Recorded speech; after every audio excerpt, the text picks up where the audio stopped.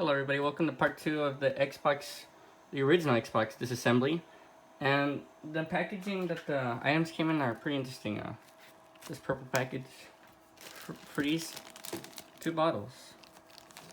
One has the thermal material remover and the thermal surface purifier, which of course should help us, well, help me remove these heat sinks and apply new thermal paste. And the thermal paste I'm going to use today is the TG7 from Thermal Tank. Oh, and there we go.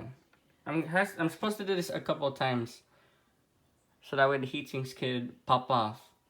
Now, I probably don't recommend doing this.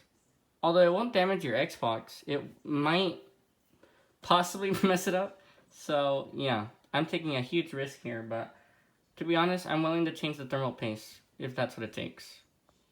Well, I just got a very interesting result. Not only did that smell disgusting, and kind of looks pretty greasy, but it turns out that most of the labeling has appeared to have worn off, which doesn't really seem good, but I don't think this chip is completely dead though. I think it still functions. And as for the CPU heatsink though, I gotta make sure I keep track of how this is applied on, which, let me get my little screwdriver here to unclip that.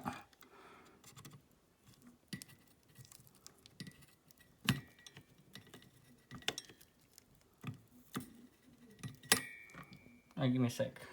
Hold on, folks. I'm trying my best here.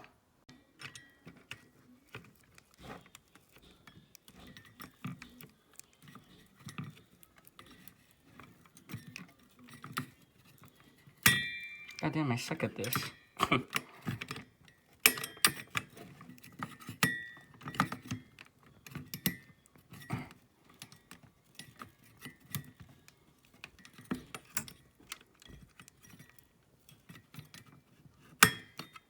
Finally, there we go.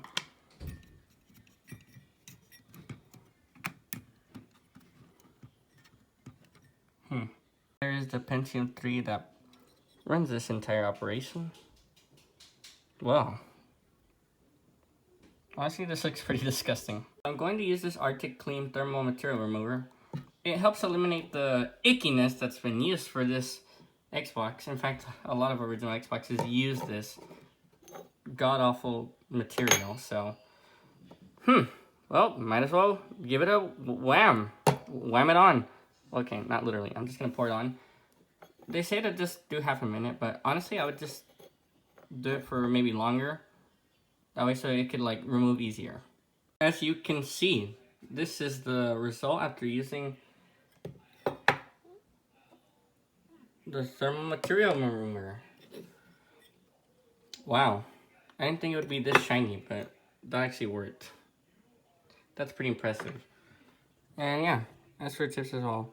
Now, there's a little bit of gooiness on them, but I'm pretty sure using the thermal surface purifier will help. That'll pretty much help out. Clean it all the way in, and I'll show you applying the thermal paste, and then boom, splickety split.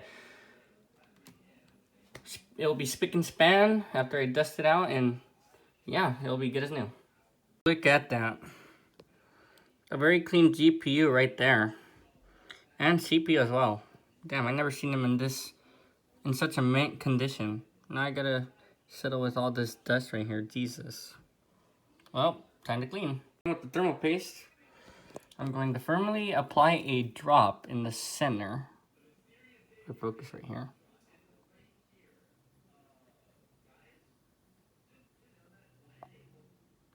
Come on.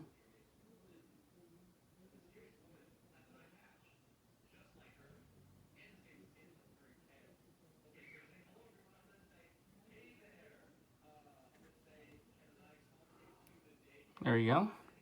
Just for the sake of it, since this GPU is pretty big and it requires a heatsink as well, I decided that I'm going to apply an X shape like amount of thermal paste, because, well, you know what? Why not? It's an Xbox after all. Screw it. So here we go. I hope I didn't apply too much. I don't think so.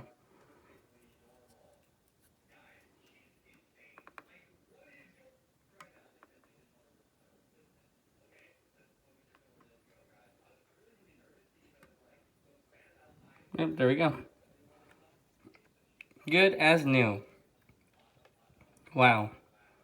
Honestly, I didn't expect this required a lot of work.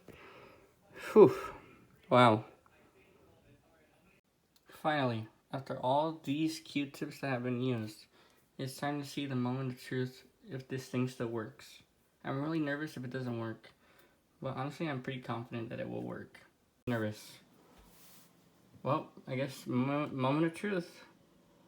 3, 2, 1.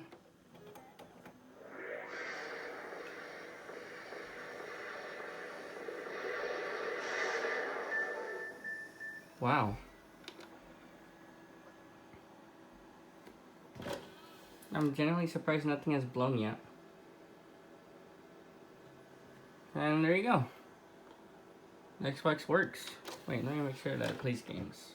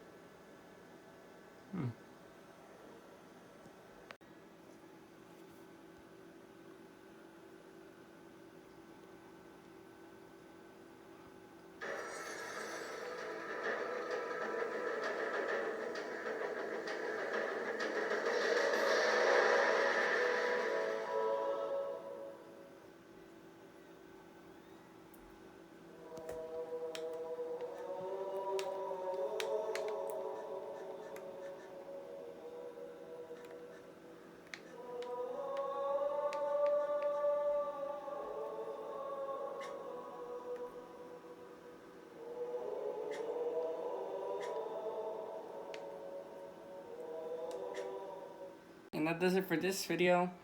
And I guess that's the end of repairing this Xbox and restoring it to its full potential glory.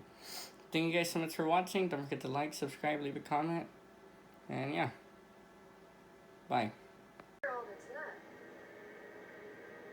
We did what we had to do for Earth. An entire Covenant armada obliterated, and the flood. We had no choice. Hey, look, it's finished. No, I think